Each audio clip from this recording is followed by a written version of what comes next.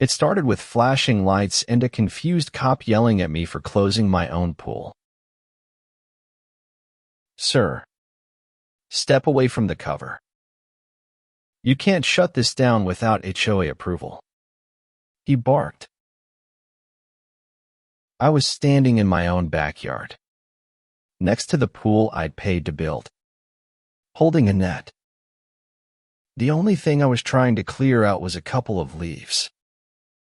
But there she was, Cassandra Green, the vice president of the HOA, in her ridiculous pink sun hat, sunglasses big enough to land planes, and a mimosa in hand like she owned the neighborhood. Cassandra shouted to the officers. He shut down the pool right before my guest arrived. This is a public safety issue. Except it wasn't public. It was mine. My name is Jake Lawson. I'm a retired paramedic living in a quiet part of Arizona. After my wife passed and my son moved to college, I built this home as my sanctuary. The pool wasn't just a luxury. It was my peace. Morning swims, quiet evenings.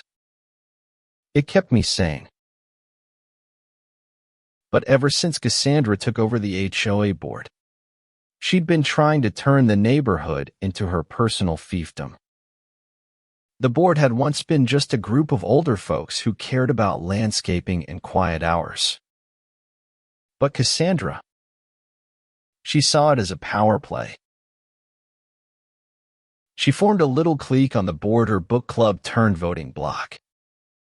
Anyone who didn't side with her, blacklisted, harassed, fined for the most ridiculous stuff. One guy got a violation notice for having too many wind chimes. I mostly stayed out of it, paid my dues, mowed my lawn, kept to myself. But the pool, that became a battleground. It started small. Cassandra asked if the neighborhood teens could use it on weekends. I politely declined. She didn't like that. She made comments about me being unneighborly. Then came the rumors. Jake thinks he's better than us. Still, I kept my cool. Until one day I came back from a weekend trip and saw wet footprints by the pool. I checked the security cams and nearly choked. Cassandra had snuck in with her friends, popped champagne, and threw a pool party while I was gone. One of her friends even slipped and nearly broke her neck. I took a screenshot and confronted her. This is trespassing. She rolled her eyes and said, "Oh, relax. You weren't even home." That was the moment I stopped being polite. I installed new locks, added motion sensors, and posted a sign, private property. No entry. So when I started draining the pool for maintenance, Cassandra saw her opening. She printed flyers for an unauthorized HOA community pool day and taped them to every mailbox listing my backyard as the location. When I found one of those flyers, I marched over. You did not just plan an event on my land. She smiled. The neighborhood deserves access. It builds community spirit. I shut the pool, covered it, locked the gate. But that didn't stop her. On the day of the supposed party, she arrived with guests, music blaring, and when she saw the pool closed, she lost it. She called 911, claiming I was sabotaging a community event. That was when the cops showed up and found Cassandra yelling, waving her arms, demanding I be arrested. Then she did the unthinkable. She threw off her towel, climbed the gate, and cannonballed into my half-drained pool. Chemical water splashed everywhere. She came up gagging. My eyes. What is this? Pool cleaner, I said. You might want to rinse off before you go blind. The officers weren't amused. One helped her out while the other cited her for trespassing. I thought it was over. I was wrong. The next morning, someone egged my truck. Spray-painted selfish on my sidewalk. My mailbox. Gone. I handed over footage to the police. It showed two hooded figures. No faces. But we all knew who was behind it. I didn't retaliate. I baked cookies. Went door to door. Handed them out with a note, from one neighbor to another. Let's keep it civil. People started seeing the truth. One whispered, "We saw the video. She's lost it." But Cassandra doubled down.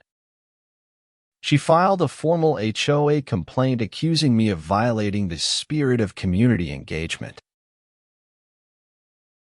At the hearing, I brought the deed, footage, and violation letters. Cassandra brought a stack of flyers and an attitude. She claimed I was hoarding a communal resource.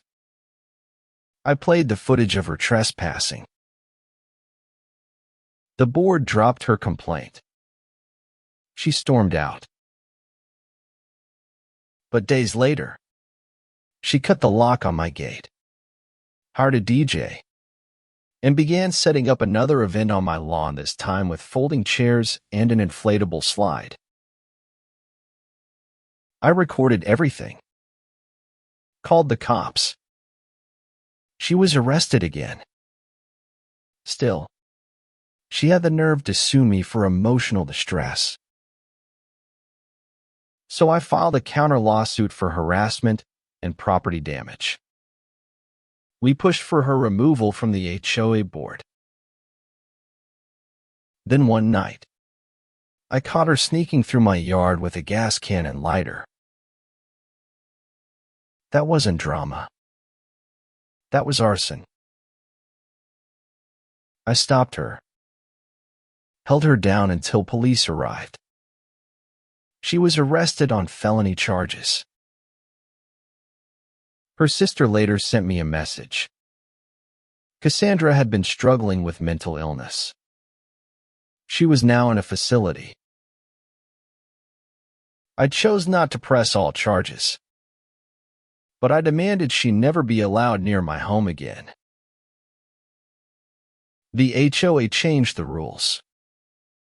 Community access to private property. Banned. Permanent signage installed. And then came a knock at my door. NBC News. They'd heard about it. Wanted to do a segment on HOA abuse. I said yes.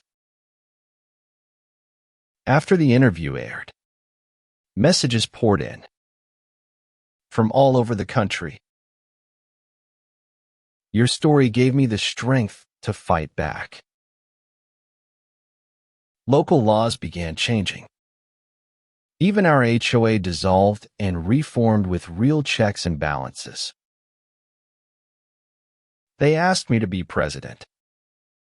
I agreed on one condition: transparency. And we got it.